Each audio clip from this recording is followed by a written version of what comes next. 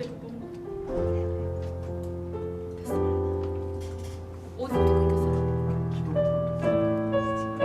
시간 함께 기도하겠습니다. 우리의 예배를 집중하지 못하게 하는 사람들을 위해서 함께 기도합시다. 내 마음을 힘들게 하는 사람들이 있었다면, 또 나를 시험에 들게 하는 사람들이 있었다면, 우리 이 시간에는 오히려 그 사람을 축복하고 그 사람에게 예수님의 사랑이 있기를 구해봅시다.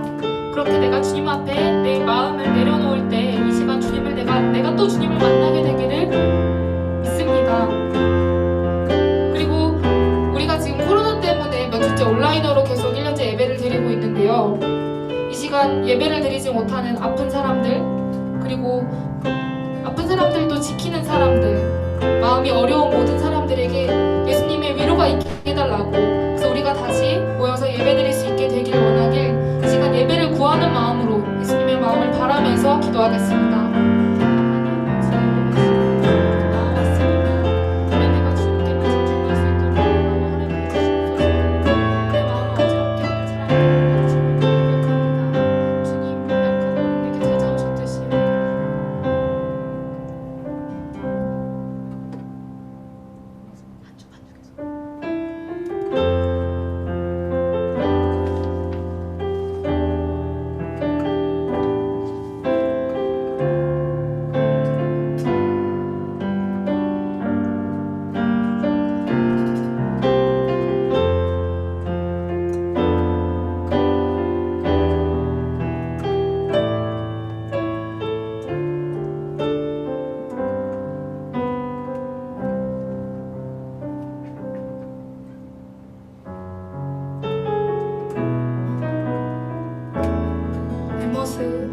내 모습 이대로 사랑하시네.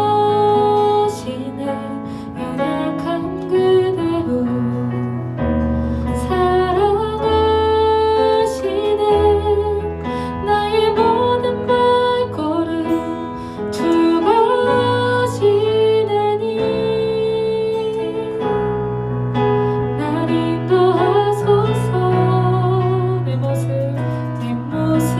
이대로 사랑하시네. 연약한 그대로 사랑하시네. 나의 모든 발걸음 주가 하시다니 날 인도하소서. 주의 날개 아래고 하는 것, 주의 임재 안에 거하는 것,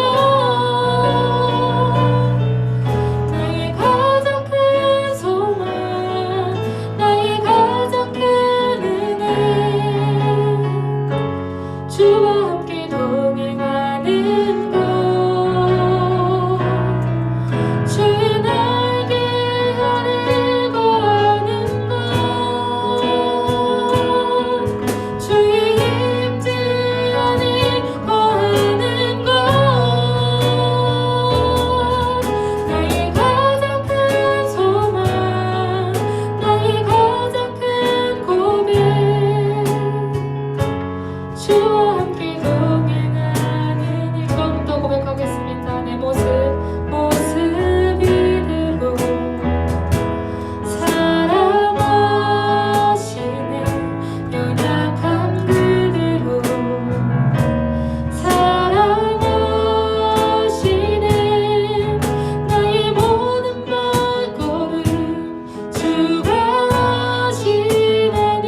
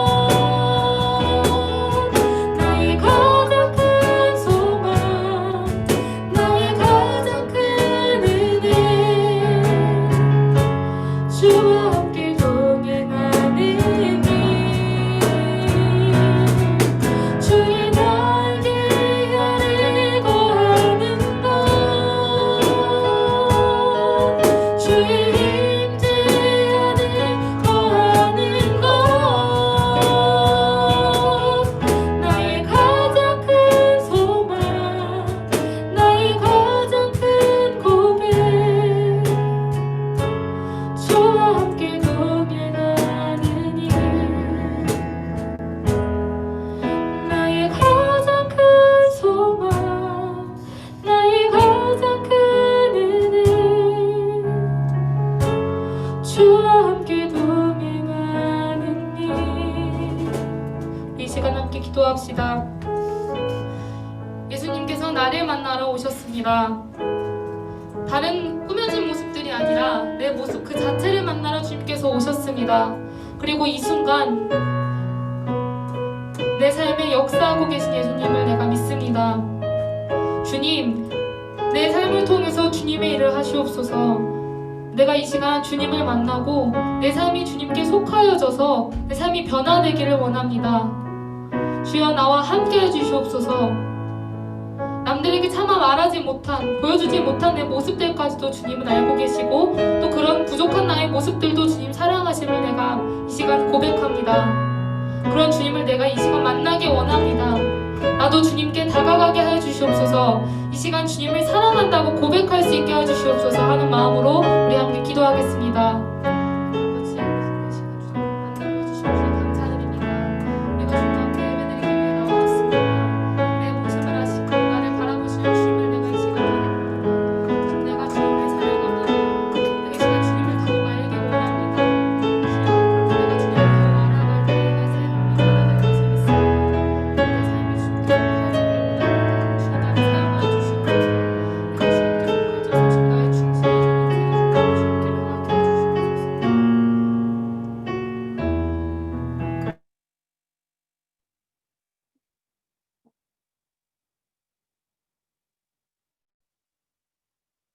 변하게 해주시옵소서. 우리를 사랑하시는 하나님 아버지, 오늘 비대면으로 남아 다 같이 모여 예배드릴 수 있도록 허락해 주심에 감사드립니다. 새로운 한 해를 맞아 모두가 새로운 계획을 세우고 2021년을 열심히 살아가고 있습니다. 그 과정에서 우리 삶의 주인이 주님임을 잊지 않게 하시고, 어려운 순간을 마주하더라도 세상에 의지하는 것이 아닌 하나님께 의지하며 나아갈 수 있는 저희 청년부가 될 수 있도록 인도하여 주시옵소서. 오늘 말씀 전하시는 목사님께도 은혜 부어주시고, 이 말씀 듣고 한 주를 살아갈 수 있는 저희 청년부가 될 수 있도록 인도해 주세요. 우리를 사랑하시는 예수 그리스도 이름으로 기도드렸습니다. 아멘.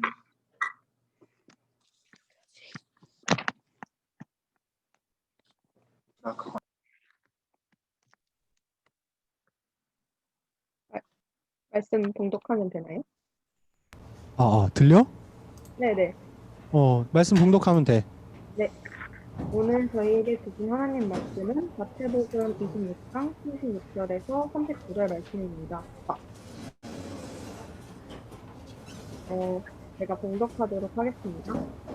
이에 예수께서 제자들과 함께 겟세마네라 하는 곳에 들어 제자들에게 이르시되, 내가 저기 가서 기도할 동안에 너희는 여기 앉아 있으라 하시고, 베드로와 세베대의 두 아들을 데리고 가실새 고민하고 슬퍼하사 이에 말씀하시되, 내 마음이 매우 고민하여 죽게 되었으니 너희는 여기 머물러 나와 함께 깨어 있으라 하시고, 조금 나아가서 얼굴을 땅에 대시고 엎드려 기도하여 이르시되, 내 아버지여, 만일 할만하시거든 이 잔을 내게서 지나가게 하옵소서. 그러나 나의 원대로 마시옵고 아버지의 원대로 하옵소서 하시고. 아멘. 잘 들리나요? 이거 어색해. 이거 어떻게 하다 보니까 지금 17명 들어왔는데 누구 들어왔는지 좀.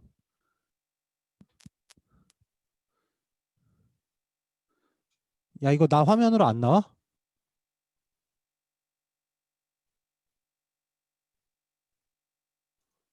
이제 나온다. 네, 반갑습니다, 여러분. 우리 같이 인사합시다.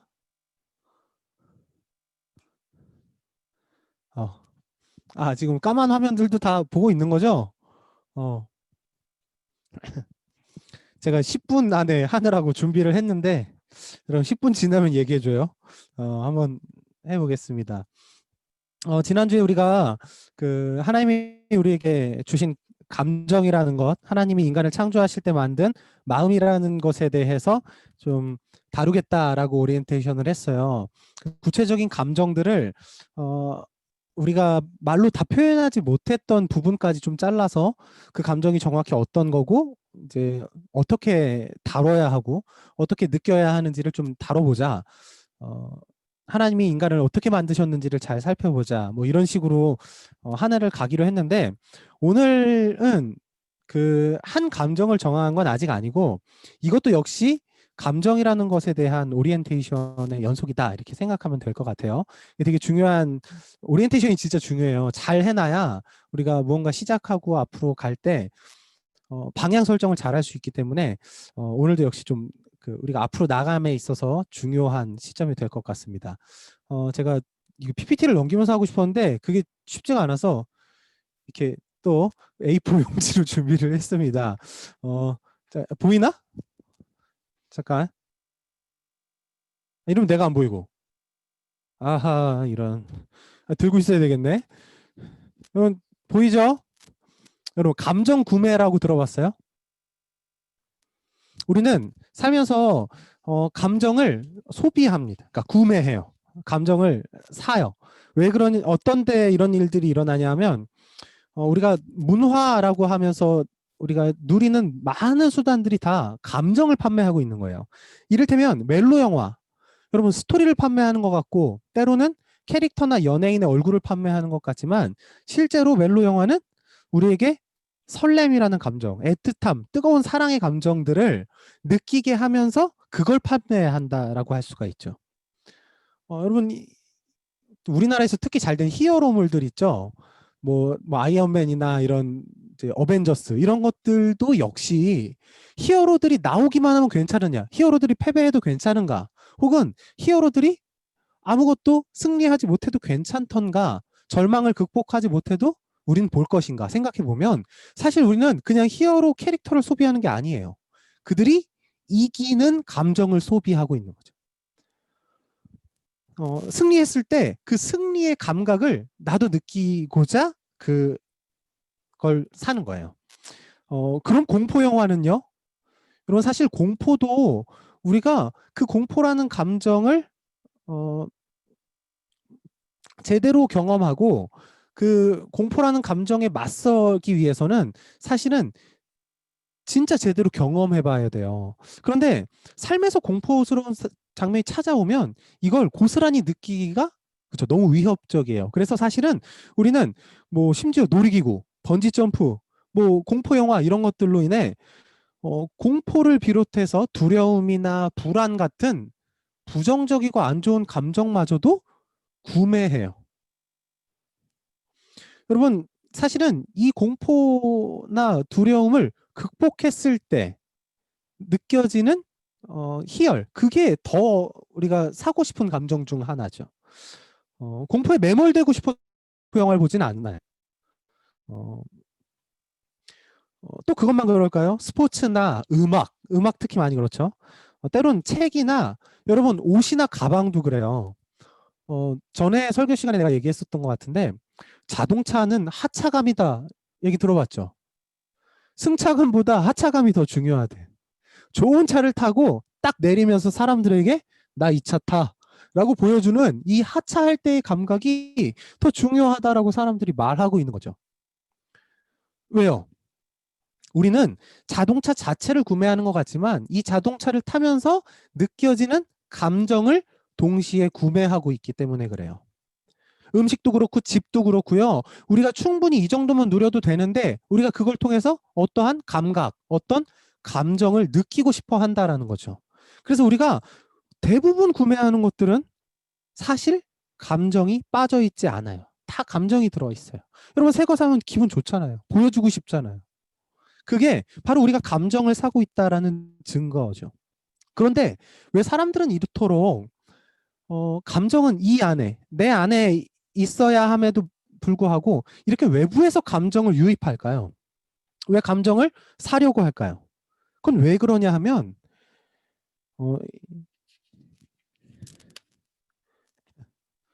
바로 우리 안에서 감정이 충분하고 또 분명하게 표출되지 않고 있기 때문에 그래요. 그래서 우리는 감정을 빌려서 경험하는 거예요.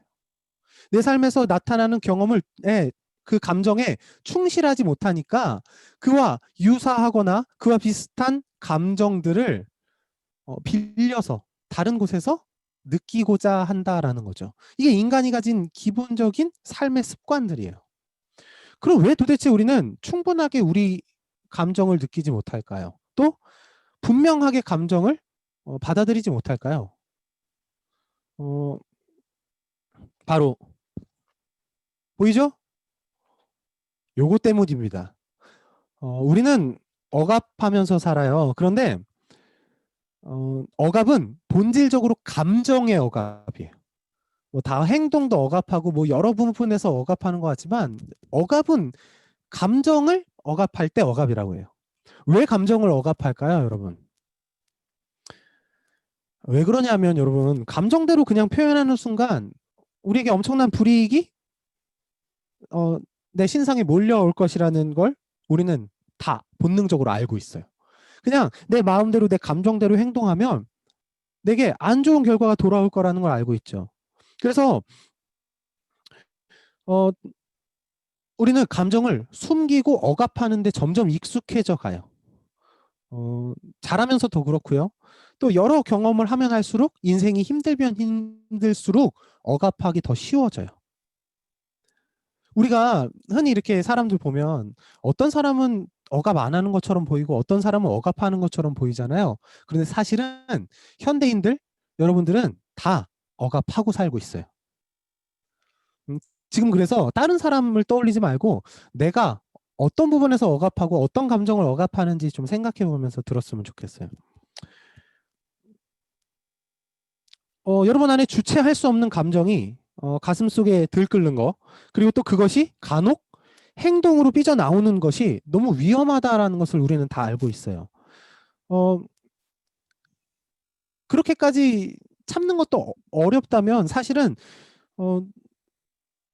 우리의 감정이 얼굴빛이나 행동에 나타나지 않도록 숙련해야 그것이 성숙한 사람이다라고 우리도 생각하고 있고 사람들이 부르죠. 그러니까 우리는 다 억압하면서 살고 있어요. 그런데 여러분 감정을 죽이는 것 그리고 혹은 감정을 누르는 이 억압이라고 하는 것은 불행일 수밖에 없어요. 살아있으면서 사실은 죽은 척하는 거예요. 연기하면서 산다, 가식적으로 산다. 사실은 그게 우리 모두의 삶의 모양인 거죠. 그러니 우리는 다시 우리의 감정을 살려내야만 해요. 이것이 우리의 삶의 본능이자 삶의 의무이기 때문에 그래요. 우리는 그래서 감정을 구매하기도 하고 또 그 감정을 느끼고자 이렇게 외부에서 이제 그런 것들을 빌려오는데 사실은 내 안에서 그 감정들이 충실하고 분명하게 나타나야 한다라는 거죠. 몇 분 지났어? 나 지금 엄청 빨리 하고 있는데. 이어서 할게요. 자, 우리 처음에 봤던 게 감정을 구매하고 왜 구매하느냐? 억압하기 때문에 그렇다. 억압하기 때문에 우리는 불행하다라고까지 했어요. 여러분 주변에서 싸움이나 사고가 일어날 때 있잖아요. 감정을 주체하지 못해서 그런 것들을 보고 옆에서 판단하면 보통 그 일이 어떤 일이죠? 정말 그렇게 사람을 죽일 만큼 엄청난 사건이던가요? 정말 그렇게 치고받고 싸울 만큼 무거운 일이었나요? 물론 가끔 그런 경우도 있죠. 그런데 대부분은 바로 이거예요.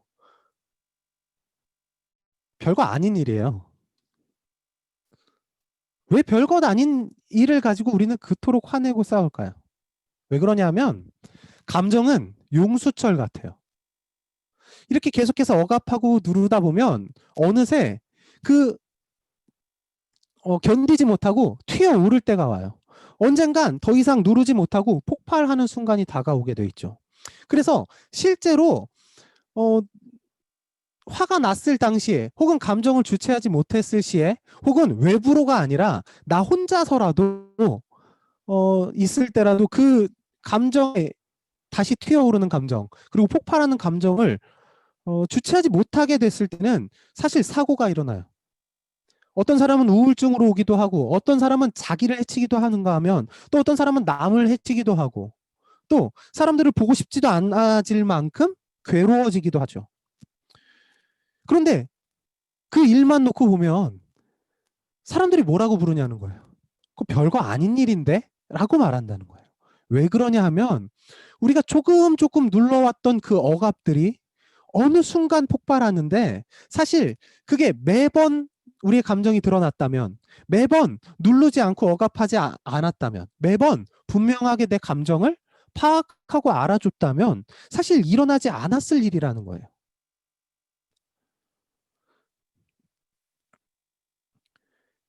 감정의 폭발에 의해서 행동이 사고를 일으키는 경우는 감정을 억압하지 못해서가 아니에요.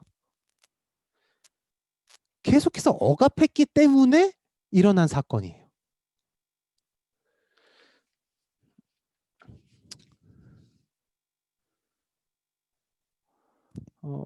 억압에 의해서 분출되지 못했던 감정은 계속해서 압력을 가하게 되고 결국 나중에 우리에게 안 좋은 결과를 드러나게 합니다. 그러면 여러분 이 얘기에서 어떤 걸 느껴져요?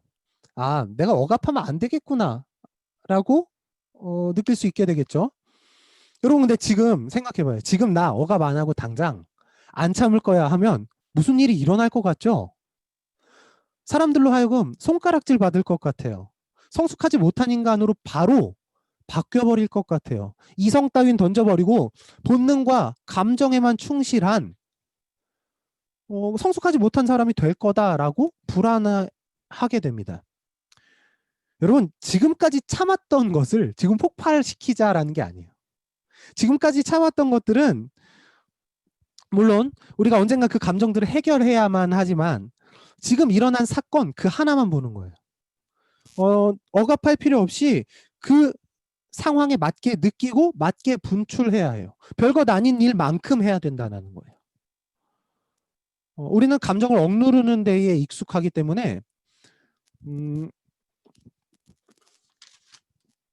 반대로 이 감정 분출에는 익숙하지 않아요. 어떻게 분출해야 건강한 분출인가? 어느 방향으로 분출해야 옳게 이것들을 해결하고 있는가를 알지 못한다라는 거죠.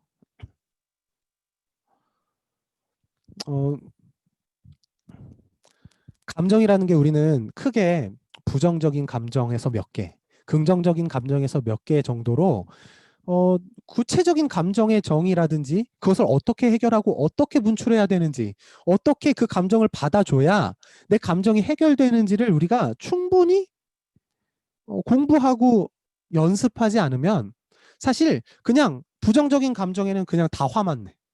혹은 다 슬퍼만 해. 긍정적인 감정은 그냥 마냥 웃기만 해. 이런 식으로 마땅하지 않은 분출의 방식들이 우리를 억압하기에 익숙한 우리가 할 수 있는 유일한 방법들이라는 거죠. 지금 제가 여러분에게 감정을 분출하자라고 하는 건 그냥 막혔던 것, 눌렀던 것을 펴서 아무렇게나 하자 이런 게 아니라 각 감정들이 분출될 수 있도록 통로를 바르게 열어주자라는 거예요. 각 감정들은 나가는 길이 달라요. 해결해야 되는 방법들이 달라요. 돌봐야 되는 방식들이 다 달라요. 그러니까 우리는 그게 있을 때마다 그 일을 해야 돼요. 여러분 몸에서도 많은 분비가 일어나죠. 몸 안에 쌓아 있기만 하면 안 돼요. 그런데 내가 지금 막 울고 싶어졌어요. 그럼 뭐가 필요해요? 손수건이나 휴지가 필요하지. 눈물을 닦아야 되니까. 여기서 분출이 돼야 됩니다. 그런데 울고 싶은데 바지 내리고 변기에 앉고 있는 거예요. 제대로 분출하는 곳에다가 분출을 해야 되는데 잘못된 분출이 되고 있다는 거죠. 내가 지금 응가가 마려운데 코에다 휴지 대고 풀고 있는 거예요. 잘못된 분출 방식이죠. 제대로 된 분출에 제대로 된 준비물과 자세 그리고 제대로 된 분출 방식이 있는 거예요. 코는 흥 하면서 코에서 바람을 내뿜어야 나가요. 근데 배에 힘주고 있으면 코가 나오나요? 안 나오죠. 그러니까 우리는 늘 발산한다. 우리가 분출하고 표출한다. 얘기하지만 이 잘못된 분출과 표출도 하나의 억압이라는 사실을 기억해요. 여러분 아무리 코 풀어도요. 지금 똥 마려운 거면 똥 참고 있는 거예요. 똥 마려우면 화장실 가야 돼요. 변기에 앉아야 돼요. 그게 올바른 분출 방식이라는 거죠. 수많은 감정들이 우리에게 분비되고 있어요. 그리고 이것은 마땅히 우리가 억압하거나 누르기만 하는 게 아니라 제때 분출하고 올바른 방식으로 올바른 준비물을 가지고 분출하고 배설해야 돼요. 그런데 방금 제가 얘기한 것처럼 잘못 판단한다면 우리는 정작 마려운 건 참고 있고 정작 나오지도 않는 곳에서 계속 풀어대는, 계속 쓸데없는 곳에 근육에 힘을 주고 있는 잘못된 감정 표출, 또 다른 의미로의 억압을 실행하고 있다라고 할 수가 있는 것이죠. 제가 중학교 때 하늘이 무너질 뻔한 사건이 있었습니다. 그날 점심 먹고 배가 살살 아픈 거야. 벌써 느껴지지 않아? 무슨 일이 일어나는지? 방귀가 너무 마려워가지고 수업 시간에 야 이거 끼면 큰일 나겠다 하고선 방귀를 계속 참았어. 꾸르륵 배에서 꾸르륵 꾸르륵 꾸르륵 하다가 이거 안 되겠다. 그래서 선생님 저 화장실 좀 다녀오겠습니다. 이러고선 이제 손을 들었는데 선생님이 조금 있으면 끝나. 조금만 기다려봐. 이래가지고 참다가 결국은 참아내지 못하고 방귀가 발사가 됩니다. 그런데 사실은 물이 같이 나왔어. 교복 입고 있었는데 진짜 지금 생각해도 상상하기도 싫네.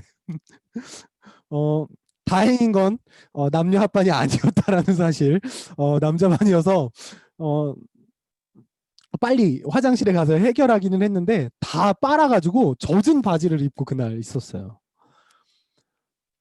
여러분 제때 안 가면 이렇게 돼요. 억누르고 참으면 이렇게 돼요. 또 방귀인 줄 알고 창피하지만 그냥 끼자 했는데 방귀가 아니었잖아. 설사였잖아. 이렇게 잘못된 배설을 하면 방귀인 줄 알고 그냥 했는데 사실은 가서 앉아 있었어야 되는 거였죠. 우리가 잘못된 감정의 배설과 분출을 하면 이런 일들이 벌어진다라는 거예요. 억압에 익숙한 우리는 때론 분출하는 것 같지만 다른 데서 분출해요. 다른 준비를 하고 분출해요. 쓸데없는 데서 분출해요. 그러니까 우리는 우리 감정의 정체를 잘 알지 못하는 거예요. 지금 뭐가 마려운지, 지금 뭐가 나오고 있는지 우리가 알지 못하고 있는 거죠. 그냥 커다란 덩어리, 긍정적인 거나 부정적인 것, 이 사이 혹은 그 사이 정도, 이렇게 어렴풋이 감정을 느끼기만 한다라는 것이죠. 그래서 우리는 우리의 감정의 정체가 도대체 무엇인지, 하나님은 왜 도대체 이 감정들을 이렇게 구체적으로 만들었는지를 앞으로 살펴보게 될 거예요. 오늘 우리가 읽은 말씀을 보면 예수님이 기도하시잖아요. 저는 십자가에 달려서 돌아가시는 예수님만큼 억압하셨던 분이 없다라고 생각하면서 살았어요. 왜냐하면 자기가 인간적인 행복 혹은 받기 싫은 고통들도 있었을 텐데 하나님의 아들로서 다 어쩔 수 없이 행하신 것처럼 보였거든요.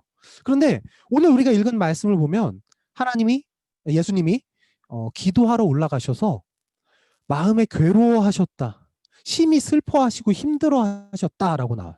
그리고 하나님한테 이렇게 기도합니다. 하나님, 이 잔을 내게서 떠나게 해주십시오. 나 십자가에 달려서 죽기 싫어요라고 말해요. 이거는 예수님이 하신 기도가 사실이나 상황에 입각한 기도가 아니라는 거예요. 자기 감정에 입각한 기도였다라는 사실이에요. 지금 겟세마네 동산에서 기도하신 예수님은 자기 감정을 표출하고 계세요. 자기 감정을 분출하고 계세요. 자기 감정을 하나님 앞에 그대로 내어드리고 있었어요. 이게 예수님이 했던 기도예요. 그런데 여러분 기도 제목 한번 나눈다 생각하고 이렇게 생각해 보세요. 어떤 것 같아요? 기도 제목을 나눠본다. 그러면 우리 감정에 대한 기도해요?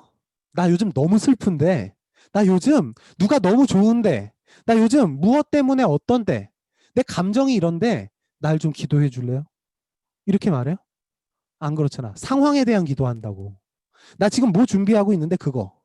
나 지금 뭐가 필요한데 그거. 물질과 상황에 대한 걸 주로 기도해요. 그러니까 우리는 기도하면서도 우리의 감정을 표출하고 분출하지 못해요. 억압해. 그런데 예수님이 기도하신 걸 보면 우리는 충분히 본받을 만해. 아, 예수님은 감정을 어떻게 표출하는지 아셨구나. 그래서 하나님 앞에 기도하면서 자기의 감정을 충분히 드러냈구나. 하나님, 내 마음이 이렇습니다. 하나님, 내 속이 이렇습니다. 내 생각과 내 상태가 이렇습니다. 이게 예수님이 하나님께 올렸던 기도예요. 예수님은 자기 감정을 알고 있었어요. 그리고 충실히 분명하게 그것을 표현하셨어요. 저는 그래서 예수님이 어, 십자가에서 또 무덤에서 죽음을 이기셨다라는 것도 하나의 능력이지만 그 마음을 알고 그 감정을 다 아셨던 것이 굉장한 능력이라고 생각합니다. 그러니까 나중에 내가 너희들의 마음과 생각을 지켜주겠다. 너희들을 위로하고 너희들 상한 마음을 다 내게 가져와라 라고 자신 있게 말씀하실 수 있었던 것이죠. 여러분 오늘은 우리가 이제 감정을 왜 표출해야 되는지 혹은 감정을 제대로 분출하는 게 무엇인지에 대한 일종의 오리엔테이션 같은 걸 했어요. 그리고 예수님이 그것을 잘 해내셨다라는 것도 보게 됐어요. 앞으로 우리가 그 구체적인 감정 하나하나를 다루면서 내가 언제 그걸 느꼈었지? 그걸 느낄 때 이 감정의 정체는 뭐지? 이 감정은 어떻게 표출하고 어떻게 받아줘야 되지? 어떻게 위로하고 어떻게 응원해야 하고 어떻게 축하해야 할 감정이지? 이것을 다루게 될 거예요. 그런데 우리가 먼저 해야 될 일은 뭐냐 하면 적어도 우리가 이제 하나님 앞에 기도할 때 우리의 기도 제목을 나눌 때 내 감정을 넣으라는 거예요. 감정은 억압하고 단지 합격, 취업, 시험, 돈, 뭐 배우자, 친구, 가정 수많은 기도 제목이 있지만 그래서 네 마음이 어떤 데를 하나님 물어보고 있는 거예요. 하나님 내가 아빠 때문에, 내가 엄마 때문에, 내가 저 친구 때문에, 내가 연인 때문에 그래서 어떤데 이게 하나님이 듣고 싶은 기도예요. 여러분 오늘 말씀을 통해 여러분이 한 주간 그 자기 감정에 충실한 기도를 해봤으면 좋겠어요. 하나님, 내가 이러이러한 상황입니다. 다음에 이어서 뭐야? 네, 그래서 내 마음이 이렇습니다. 구체적으로 표현할수록 좋아요. 하나님, 그래서 내 생각이 이렇고 내 기분이 이렇습니다. 하나님, 내가 기분이 이래서 좋고 이래서 나쁩니다. 내 기분이 구체적으로 이런 기분인 것 같습니다. 이게 하나님과 교류하는 기도의 방식이에요. 사랑한다라는 게 감정이죠. 교제한다라는 것도 사실은 감정적 행위예요. 우리가 하나님과 해야 될 일이 바로 그런 것이에요. 예배하고 하나님을 높이는 게 끝이 아니라 여러분의 감정과 여러분의 심령을 가지고 하나님께 나와서 그 감정으로 찬양하는 거예요. 그 느낌으로 예배하는 거예요. 그게 하나님이 내가 너를 만났다라고 하실 수 있는 참 만남이에요. 그러니까 여기 와서 노래한다고 찬양한다고 이거 줌 켜놓고 보고 있다고 그냥 예배한 게 아니에요. 이제 내 마음을 가지고 하나님께 나아가야 돼요. 그냥 진심으로 나아가라 이런 게 마음으로 나아가라는 게 아니라 여러분 기분을 하나님께 얘기해야 돼요. 여러분 심정을 하나님과 나눠야 돼요. 그게 바로 진짜 예배가 되고 진짜 기도가 될 겁니다. 앞으로 말씀도 이렇게 갈 거고 감정에 대한 얘기를 할 거고 우리가 이제 다음 주부터 그 뭐야 그거 소그룹으로 이렇게 나눔을 하게 될 텐데 소그룹으로 모여서 나눔이 시작되면 뭐 예전처럼 나 이런 일 있었어 저런 일 있었어 보다 그날 우리가 다뤘던 감정을 내가 언제 느꼈었는지 내가 그 감정 앞에서 어떻게 행동하고 어떻게 그 감정을 분출하거나 소화하려고 애썼었는지 뭐 이런 것들을 좀 깊이 있게 나눠 볼 거예요. 그래서 하나를 다음 주에 힌트를 주면 이제 처음부터 우리가 잘 안 쓰는 단어인데 비루한 마음, 비루함 이걸 다루도록 할 겁니다. 그래서 다음 주에는 여러분 한번 비루함이 뭔지 한번 생각해봐요. 찾아봐요. 비루한 마음이 뭘까? 내 안에 나를 비루하게 만들었던 것들은 어떤 게 있을까? 이런 것들을 한번 여러분들이 기억하고 생각해서 준비해 오고 또 하나님께 그 감정으로 기도해 보는 경험을 하면 아마 다음 주 예배 때도 우리의 마음을 만지시는 하나님을 경험하게 될 겁니다. 10분은 한참 지났지? 내가 하면서 느꼈는데. 아무튼 잘 들어주셔서 감사합니다. 오늘 말씀 여기까지 마치고 제가 기도하겠습니다.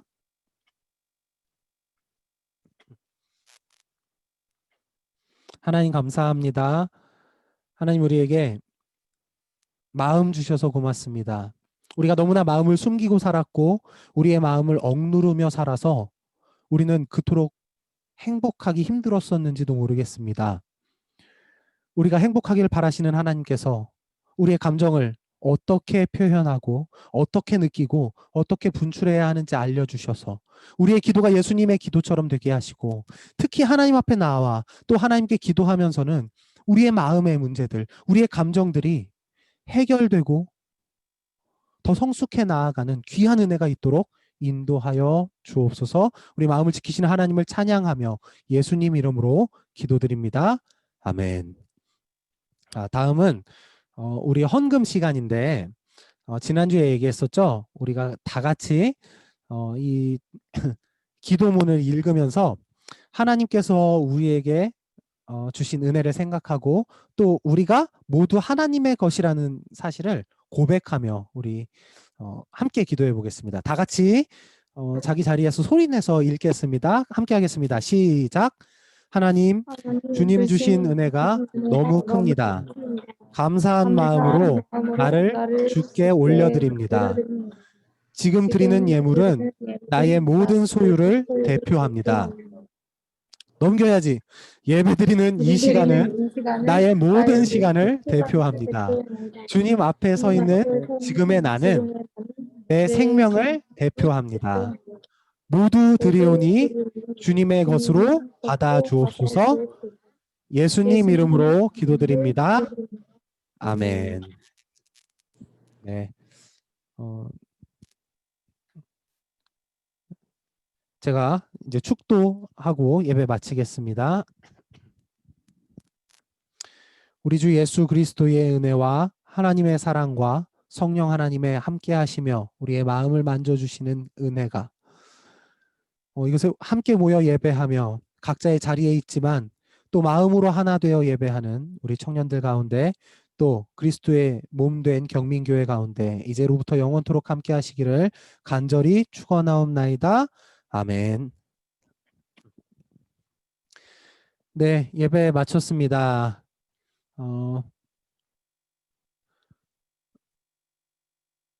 얼굴 안 보이고 함께 예배하는 사람들도 있지만 우리 같이 인사하겠습니다. 자, 반갑습니다.